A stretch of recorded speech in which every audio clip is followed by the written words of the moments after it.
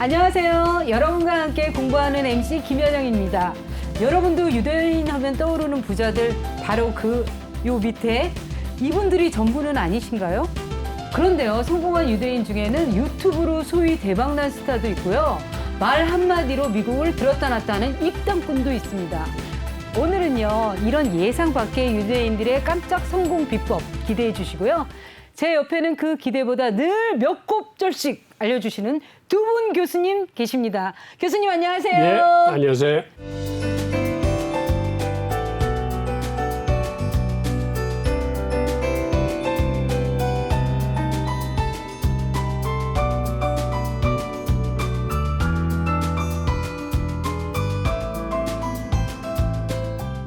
좀 전에 저희가 그동안 만나본 그 유대인들은 그 스마트한 사업가나 천재 과학자 뭐 이런 분들이잖아요. 네. 근데 제가 아까 좀 전에 시청률 좀 높이려고 일단 지르긴 했는데 유튜브가 이게 웬 말이냐 뭐 이런 유대인이 유튜브로 뭐 대박난 유대인이 있나요, 교수님? 네, 있어요. 네. 있어요? 네. 유대인들은 아주 다양한 분야에서 성공한 분들이 많습니다. 헤디 라마라는 할리우드 여배우가 있습니다. 예전에 그 삼성과 데릴라의 주연으로 나오고 아주 유명하신 분이. 그런데 이분은 영화 촬영이 끝나면 집에 들어가서 무슨 일을 하신 줄 압니까? 무슨 일을 해요? 이분은 연구실에 처박혀서 연구를 합니다. 위대한 발명제, 그것도 이제 실용 발명가였었는데. 여배우가요? 예, 여배우가. 오. 당시에는 아무도 몰랐죠. 네. 그렇게 하는 줄. 그런데 당시에 2차 대전 중에 독일의 유보트가 연합군 상선들을 공격해가지고 이렇게 침몰하는 사건이 일어났어요. 그걸 보고 이 여배우는 어떻게 하든지 미국이 독일을 이겨야 되겠다라고 생각해서 독일보다도 더 우수한 그 무선 조종 어뢰를 발명해냅니다. 여긴 무슨 얘기냐면 보통 어뢰를 쏴서 그거를 무선 조종을 하면 적함에서 그 무선을 탐지해가지고 그거를 교란시켜서 그 어뢰의 방향을 튼다거나 이러는데 이 무선을 그 함부로 잡을 수 없게 주파수 도약 기술이라는 걸 써가지고 그때 주파수를 바꿔줌으로써 상대방이 이 무선을 캐치할 수 없게 만드는 거를 발명을 해내요. 그런데 이 기술이 어느 정도 대단한 기술이냐면 구글이 그 창립 기념일 날 크게 광고를 낸 적이 있어. 레디 라마가 없었으면 구글도 없다. 그 얘기는 라마가 발명한 그 기술이 바로 와이파이 원천 기술, 블루투스 원천 기술이에요. 그러니까 그녀가 그거를 발명하지 않았으면 지금의 와이파이나 우리 블루투스 기술이 없는 거예요. 그러니까 우리가 쓰는 지금 휴대폰이나 이런 게 다 그분이 그 발명한 그 주파수 도약 기술에 의거해서 그 다음에 이게 개발된 거거든요. 그런 분도 계시고 또 색다른 분은 셀던 아델슨이라는 분이 있어요. 이 사람은 평생 사업을 자그마치 한 50번 정도의 창업을 했어요. 그 얘기는 50회 대부분이 제대로 성공을 못했다는 얘기죠. 이 양반이 마지막에 한 사업이 컴퓨터 잡지사를 했었는데 당시 컴퓨터 잡지사는 컴퓨터 전시회를 열 수 있는 권리가 있었어요. 그래서 이 양반이 컴퓨터 전시회를 어디서 열었냐면 보통은 미국에서 전시회를 할 적에 상업도시인 뉴욕이나 시카고에서 엽니다. 그런데 이 양반은 생뚱맞게 전시회를 라스베가스 호텔을 빌려서 전시회를 연 거야. 일견 생뚱맞아 너무 보이는데 생뚱맞는데요? 예. 그런데 그게 대박을 쳐요. 왜 그러냐면 왜요? 전시회 가고자 하는 사람이 라스베가스 전시회 가서 쇼를 본다거나 라스베가스 호텔은 싸고 좋아요.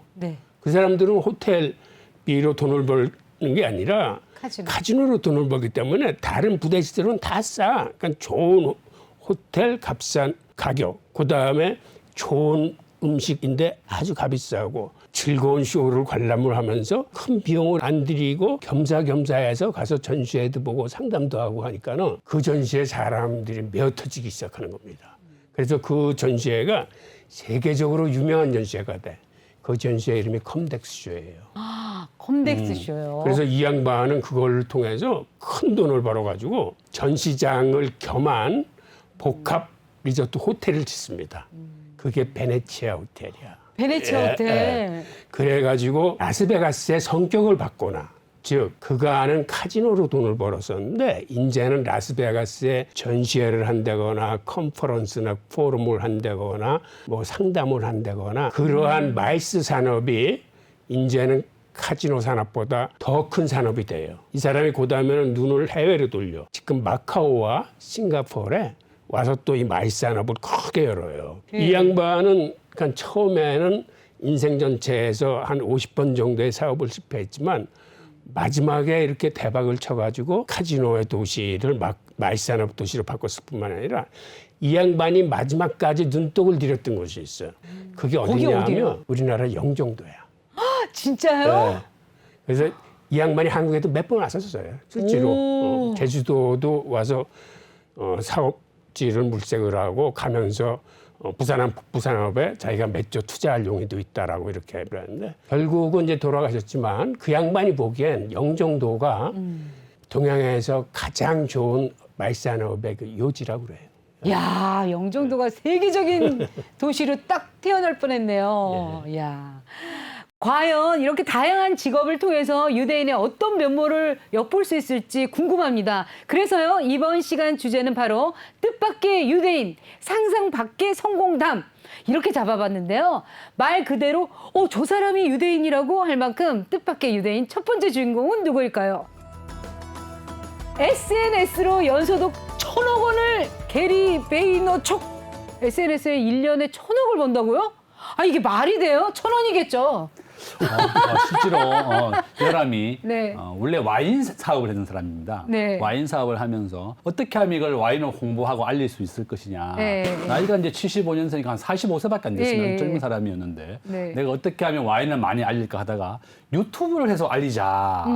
그래서 이제 유튜브 전문가가 돼서 더 큰 돈을 벌었습니다. 네. 이제 너무나 유튜브가 더 잘 되니까 또 벤처 투자를 합니다. 아. 뭐 페이스북도 마찬가지고 트위터도 그렇고 이제 벤처 투자에서 또 큰 돈을 벌어요. 그래서 지금은 이제 출판 미디어의 전문가가 되었다. 그런데요, 저는 궁금한 게 이 게리 베이너책이 소셜 미디어 전문가도 아닌데 어떻게 저렇게 큰 성공을 거뒀을까요, 홍 교수님? 발상의 전환인데요. 그러니까 게리 베이너척 같은 경우는 대학 졸업한 후에 취직을 하지 않고 그 아버지가 시골에서 조그만 와인 가게를 하나 하고 있었어요. 네. 근데 아버지 사업을 도와주기 위해서 고향에 내려와서 아버지 와인 가게를 도와주는 거예요. 그런데 조그만 와인 가게가 거기서 아무리 영업을 잘해도 얼마나 팔겠어요. 아유, 그렇죠. 그런데 그 와인 가게에서 이 사람이 생각한 건 이게 지리적인 문제는 있지만 내가 온라인으로 이 장사를 한번 개척을 해보겠다. 라고 해서 이 사람이 SNS를 시작한 거예요. 그러니까 유튜브도 하고 뭐 블로그도 하면서 그다음에 유튜브를 하는데 보통 와인 유튜브들은 좀 품이 있고 고상하고 네. 우아하게 유튜브를 하는데 네. 이 사람은 시골 사람답게 직설적이고 그다음에 솔직하게 막 품평을 하는 거야. 맛이 없으면 없다, 있으면 있다. 그런데 구독자가 그게 마음에 드는 거야. 다른 사람들 우아하게 이렇게 품평하는 네. 것보다 저 사람 얘기를 들으면 굉장히 솔직한 것 같거든. 실제로 솔직하고 담백하게 유튜브를 진행을 해서 이제 인기를 끌기 시작합니다. 그리고 이 사람의 철학은 뭐든지 정성을 다하자. 그러니까 댓글이나 뭐 거기다 열심히 답을 써주고 아주 진지하게 구독자들하고 이렇게 커뮤니케이션을 해요. 소통을 하. 그래서 점점 이름이 나와서 미국에서 유명한 라이브 쇼에서 오브라인 쇼라고 이 사람을 초청을 해요.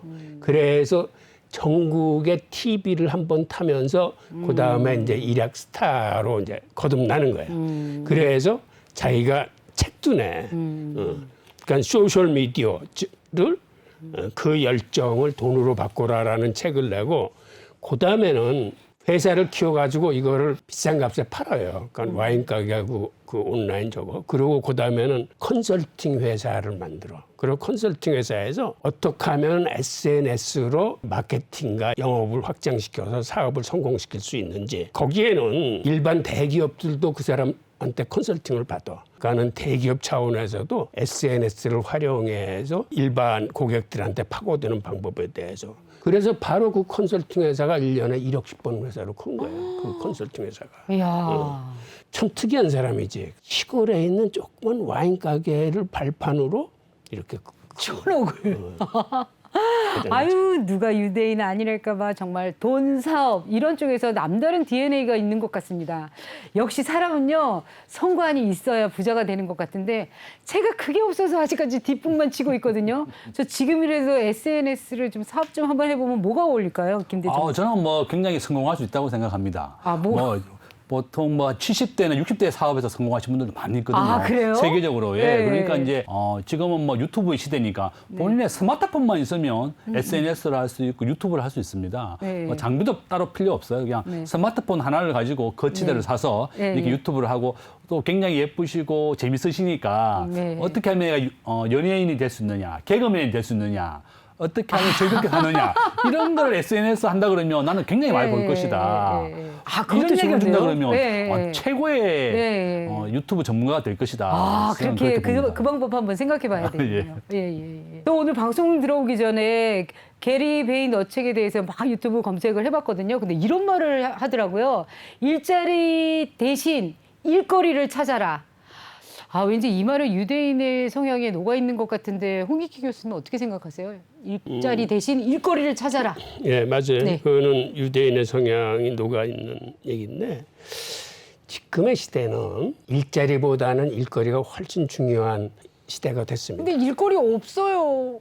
그러니까는 그거는 생각하기 나름인데 네. 예를 들어서 일자리는 제한되고 주어지는 거야. 내가 능동적으로 할 수 있는 게 아니라 나한테 일자리가 주어졌을 적에 할 수 있는 건데 일거리는 언제든지 내가 원하면 할 수 있는 게 일거리인데 자기에 특화된 일거리를 만드는 그 개념을 말씀드리자면 우선은 내가 할 수 있는 일이 잘하는 일이 뭔가를 찾아내야 돼. 내가 다른 사람보다 잘할 수 있는 일을 찾아내서 그 잘하는 일 중에서 잘할 뿐만 아니라 이거는 내가 하면서 즐거운 일. 그다음에 잘하고 즐길 수 있는데 그게 일을 하면서 보람이 될 수 있는 일인지를 검토를 해야 돼. 그중에서 이게 돈으로 연결될 수 있는 일을 찾는 바로 이 네 가지 교집합을 자기가 스스로 한번 찾아봐야 돼. 그래서 그거를 특화시켜서 내 일거리를 찾아서 직장에 다니는 사람이 있든 혹은 일자리가 있는 사람도 훗날을 위해서 그거를 자기 일거리로 특화시켜야 돼요. 그래서 그 분야에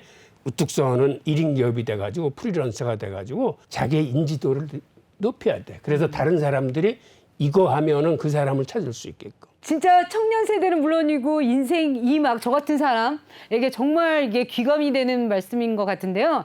계속해서 저 사람이 유대인이었어? 할 만한 두 번째 주인공입니다. 대화의 신 레리 킹? 저 이분 잘 알아요. 이분 저희 선배님이죠. 제가 좀 미국에 있을 때 이분 좀 진짜 많이 봤어요. 이게 서로 꼭 만나야만 뭐 선배인가요? 국경을 넘어서 뭐 심하게 얘기하면 전 세계가 다 선배님이 될 수도 있죠. 근데 이 킹 선배님이 유대인이라는 건 정말 의외인데요, 킹 선배님이.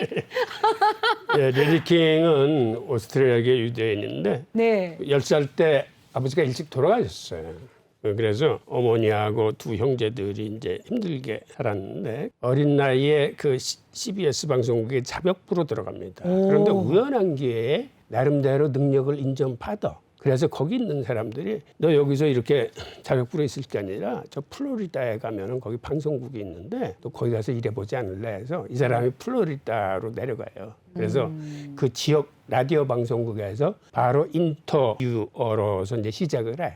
그 자리에서 지방 유지들하고 인터뷰하는 거. 그리고 원래 이 사람 이름이 유대인이기 때문에 로렌스 하비 자이거야. 성이 자이거인데 상사가 야 자이거라는 거 너무 어렵다. 그거 좀 다른 사람이 쉽게 딱 금방 확 다른 이름 들어오는 없어? 거. 그러면서 옆에 보니까 신문이 있는데 거기에 주류회사 광고에 킹 주류회사가 있어. 그걸 딱 보더니 야 너 레리킹이라고 해. 그래서 진짜요? 예명이 레리킹이 된 거예요. 그래서 그런데 잘하다 보니까 전국적인 중앙방송에서 이 사람을 눈독 들이기 시작해서 CNN에서 이 사람을 스카웃을 합니다. 그래서 그러니까요. 그 매일 밤에 CNN에서 인터뷰를 진행을 해요. 그 인터뷰 방송을 돌아가시기 전까지 25년을 해. 그러니까 살아있는 정말 인터뷰어 중에서 킹이지. 그만큼 핵심 본질을 딱 집어넣어서 통찰력 있게 딱딱 질문을 던지는 게 군더더기가 없이 잘 던져요. 그래서 세계적인 인터뷰어가 됩니다. 이야, 제가 듣기로는요, 국내외 할 것 없이 기업 CEO들도 이분의 대화법을 공부한다던데, 그럼 어떤 특이한 대화법이 있나요? 예, 레리킹의 제일 유명한 대화법은 1, 2, 3 법칙입니다. 1, 2, 3? 예. 네. 우리가 이제 입은 하나잖아요. 네. 그러니까 한 번 말하고. 한번 말하고. 귀는 두 개잖아요. 예, 귀는 두 두 번 개. 듣고. 예, 예. 그다음에 3은 이제 3번 맞장구를 쳐라. 아. 우리가 이제 뭐 부부 대화법이든 친구의 대화법이든 간에 네. 항상 사람들과 만나면 나는 한 번만 말하고 예, 예. 또 2번씩 듣고 네. 또 3번씩 맞장구를 쳐주면 굉장히 좋아합니다, 사람들이. 그래서 저는 레리킹의 대화법은 바로 1, 2, 3의 법칙이니까 여러분도 정말 활용을 좀 해보시라. 이렇게 또 말씀을 드리고 싶습니다. 그럼요. 시청자 여러분들도 알아두시면 아주 유용한 레리킹 대화의 법칙 핵심만 딱 알려주신다면 뭐가 있을까요? 저는 많이 들어라. 정말 많이 듣고 예. 사람들에게 항상 반응을 해줘라. 아, 좋다, 잘했다.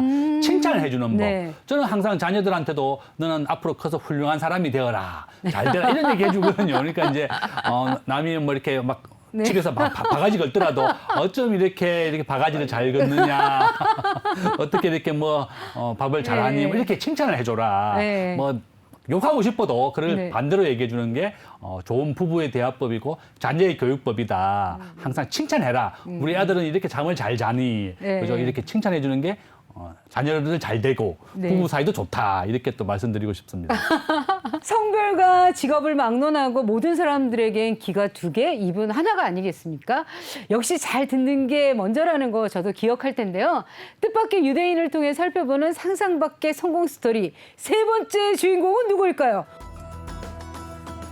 파트타임을 파트너로 하워드 슐츠? 하워드 슐츠는 그 별다방 사장님 아닌가요? 저 이분은 그 앞에 두 분께서 별로 그냥 말씀을 안 하신 것 같아서 아무리 봐도 그 가정교육 잘 받고 이렇게 똑똑한 도련님 같은데 왜 하워드 슐츠에 대해서는 별로 잘 안 알려주신 것 같아서 오늘. 원래 슐츠 아버지가 사고를 당했어요. 슐츠가 7살 때 사고를 당해서 집이 굉장히 가난했어요. 우선 대학 갈 등록금이 없었어요. 그런데 이 양반이 운동신경에 있어서 미식축구를 잘하는 거야. 그래서 미식축구 장학금을 받을 수 있는 노던 미시건 대학을 가서 미식축구 선수 생활을 하면서 대학을 졸업을 해요. 네. 그 다음에 제력사에 이제 영업사원으로 들어가. 다니다가 한 3년쯤 지나서 스웨덴의 생필품사로 이제 이직을 했는데 거기서 젊은 나이에 열심히 해가지고 부사장까지 올라가요. 그런데 그때 어떤 인연이 생기냐면 시애틀에 스타벅스라는 커피 파는 가게가 생겨가지고 거기서 커피 기계들을 공급해달라고 해서 그때 처음으로 슐츠하고 스타벅스 창업자들이 만납니다. 그래서 기계를 공급해주고 이 사람이 보니까는 스타벅스의 미래가 괜찮을 것 같다 생각해서 스타벅스로 자리를 옮겨서 그 마케팅 부서장으로 입사를 해. 그리고 그때 밀라노에서 그 국제 생필품 박람회가 열렸었는데 거기 출장을 갑니다. 그런데 밀라노 가서 밀라노 바에 들어가서 이 사람이 새로운 걸 느끼는 거예요. 거기는 이 동네의 사랑방 같은 곳이야. 그러니까는 평소에 주말에는 나와서 거기서 브런치도 먹고 동네 사람들끼리 만나서 얘기하고 미주알 고주알. 그러니까 동네 사랑방 같은 역할을 하는 게 밀라노의 그 바예요. 그러니까 거기 들어가서 커피를 먹으면서 야 이거는 뭔가 분위기가 틀리구나. 여기는 커피를 파는 게 아니라 일종의 문화를 팔고 인간관계의 어떤 정치를 파는구나라고 느끼면서 아니 미국에서도 이렇게 하지 말라는 법이 없잖아?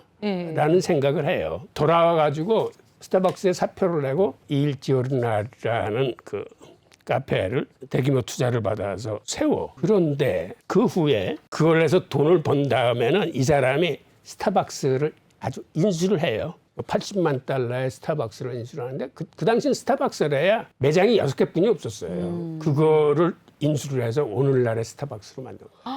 와 진짜 그랬던 이 스타벅스가 지금은 전 세계에서 돈을 굉장히 많이 벌고 있잖아요. 그럼 맞죠. 도대체 얼마나 벌고 있나요? 지금 현재 스타벅스의 시가총액은 우리나라 돈으로 한 200조 가까이 되죠. 얼마요? 시가총액이 200조 원. 200조 원이요? 그다음에 이제 스타벅스 지점은 전 세계 한 1만 개 정도가 넘고 우리나라는 이제 신세계가 스타벅스의 지분을 상당히 많이 인수했죠. 신세계 백화점 이제 인수를 많이 했고 지금 현재 매년 1조씩 돈을 법니다. 이익 내는 게. 그러니까 이제 스타벅스는 제일 중요한 사업의 모토가 내부 고객 만족이에요. 직원들이 잘하고 화합을 시키고 다음이 바로 외부 손님이다. 그래서 직원들 사내 직원들한테 굉장히 전부 다 정규직을 해주고 전부 다 대학 자금도 지원해주고 굉장히 가족같이 해준다는 거죠. 그래서 이제 우리나라 기업들이 정말 배워야 되는 것은 내부 직원들을 더 만족시키고 그다음에 바로 외부 손님들이다. 그러니까 제일 중요한 것은 가족, 그다음에 내부 직원들 그것이 제일 중요하고 이후에 외부 고객 만족이다. 그래서 요즘 보면 우리나라 기업들도 많이 바뀌었습니다. 내부 직원들을 만족시키는 기업은 굉장히 직원들 단합이 잘 되는 거고 또 외부 손님들만 잘하다 보면 기업들이 문제가 좀 생기는 거죠. 그래서 우리나라 기업들이나 좀 많이 좀 배워야 되는 것이 바로 직원들을 더 만족시켜라. 또 그렇게 또 말씀드리겠습니다. 특히 이 슐츠의 경영 철학이 파트타임 직원까지 파트너로 여길 만큼 남다르다고 하는데요.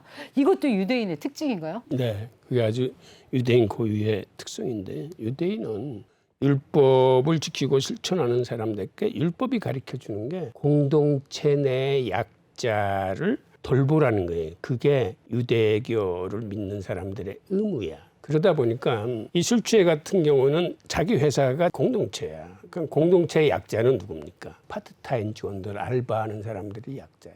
그리고 자기가 그 예전에 어려웠던 과거를 생각해서 비정규직까지 알바한테까지 타박스는 전 직원 의료보험을 들어줍니다. 하여튼 자기가 예전에 어려웠던 그 과거를 반추하면서 그렇게 직원들한테 잘해주려고 많은 애를 썼어요. 와, 하워드 슐츠가 엄청난 오지랖퍼라는 점이 많네요. 사회적 약자에게도 늘 관심이 많고 사비를 털어서 취업 박람회를 할 정도로 문제 해결에도 적극적이었다고 하니 이런 바람직한 오지랖퍼는 우리 사회에도 좀 더 많았으면 좋겠습니다. 자, 이렇게 해서 의외의 유대인과 상식을 깬 그들만의 이야기를 만나봤는데요. 교수님들, 성공이란 건 반드시 어려운 지식이나 기술이 있어야만 가능한 건 아닌 것 같아요. 그렇죠? 맞아요. 공동체 내의 약자를 돌본다는 건 어떤 의미에선 그 인간이 해야 할 의무예요. 그게 당위예요. 그게 성경에서는 그걸 이제 체다카라고 얘기해서 우리가 번역되는 말은 뭐 정의, 의로움, 공의라고 이제 번역되는데 성경에서는 그거는 하나님의 사랑은 내 이웃을 사랑하는 게 곧 나를 사랑하는 거라고 그랬어요. 그러니까 유대인들한테는 공동체의 약자 에 대한 사랑을 보임으로써 사실은 증거하고 실천하기를 하나님이 바라는 거예요. 그렇게 유대인들은 생각을 해요.